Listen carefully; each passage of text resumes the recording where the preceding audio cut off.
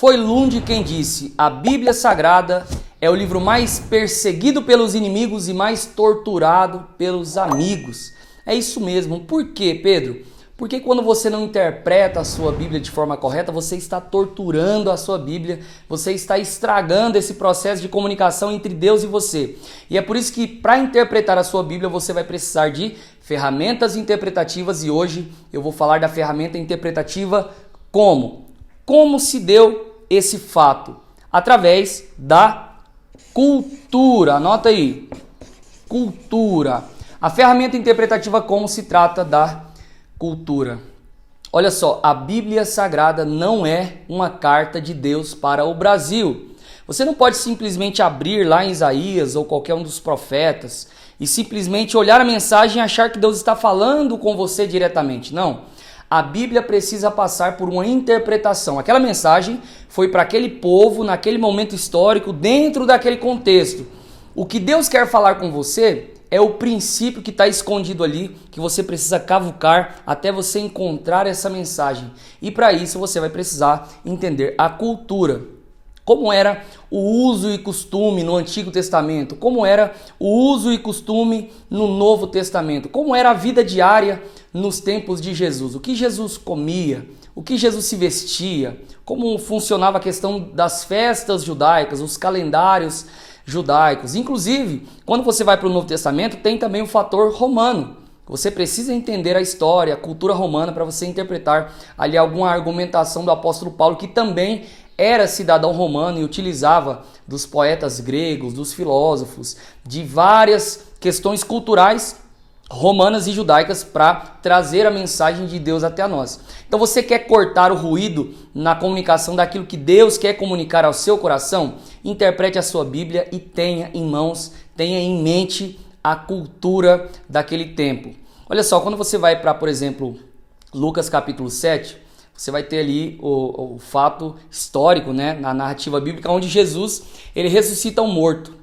E aí um pregador chega na igreja e ele olha para a banda, olha para o tecladista, para o baterista e começa ali, né, a interagir. O bom pregador ele quer interagir com a banda, o ministério de louvor, que bênção e tal.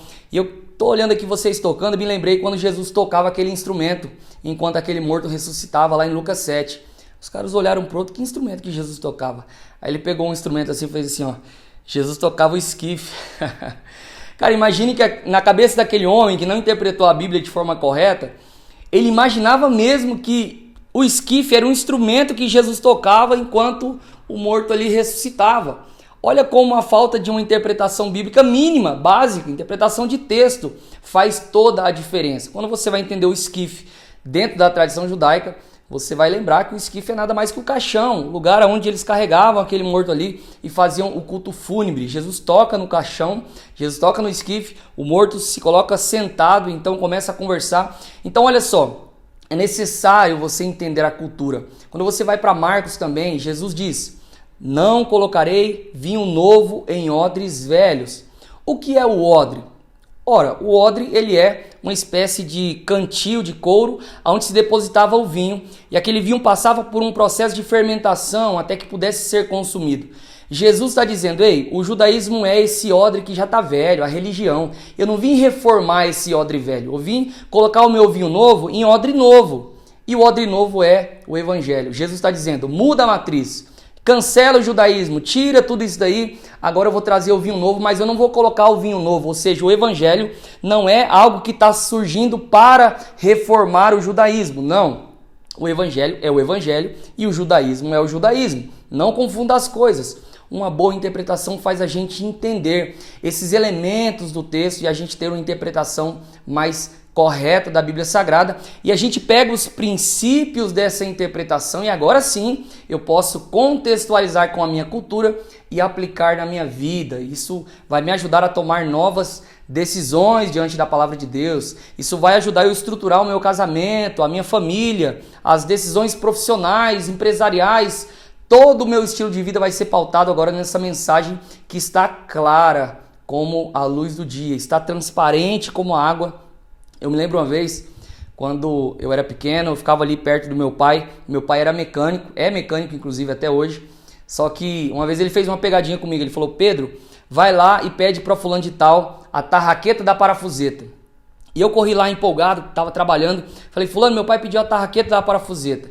E ele começou a rir de lá, o meu pai ri de cá, e eu descobri que era uma piada interna. Como eu não entendia de motor, não entendia de mecânica, de carro, de nada, aquilo não fazia nenhum sentido para mim, eu fiquei boiando. Mas eles sabiam do que se tratava. Por quê? Porque eles conhecem a cultura. Eles estavam familiarizados com todos os elementos daquela cultura de mecânico ali. Então, para eles, a mensagem tem sentido. Faz sentido isso para você?